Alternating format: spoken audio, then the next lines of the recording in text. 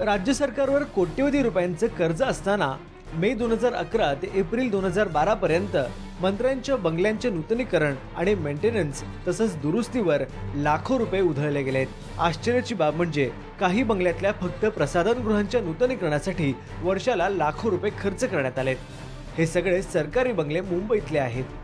सरकारी बंगला A3च्या प्रसाधनगृहाच्या नूतनीकरणासाठी 4,48,076 रुपयांचा खर्च आलाय, तर बेडरूमच्या नूतनीकरणासाठी 4,99,960 रुपये इतका खर्च आलाय।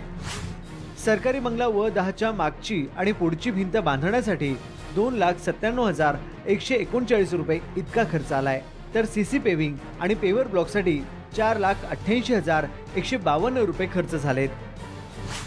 B4 या बंगल्यात एकूण 5 ठिकाणी नूतनीकरणाची कामं करण्यात आली, त्यासाठी 1,85,323 रुपये इतका खर्च आलाय। या कामातही सर्वांचं नेतृत्व केलंय ते स्वतः मुख्यमंत्र्यांनी।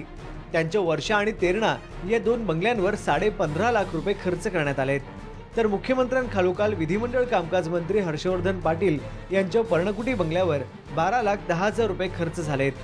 गृहमंत्री RR पाटलांनी स्वतःच्या चित्रकूट बंगल्याच्या नूतनीकरणासाठी 7.5 लाख रुपये खर्च केलेत।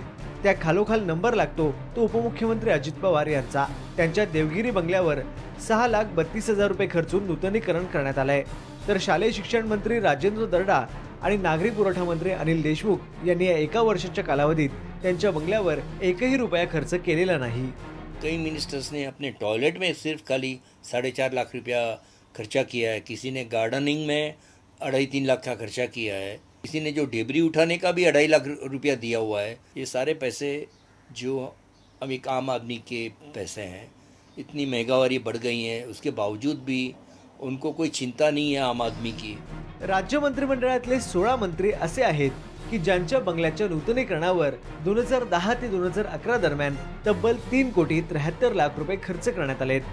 हा सगळा पैसा राज्यातल्या जनतेच्या खिशातून खर्च करण्यात आलाय।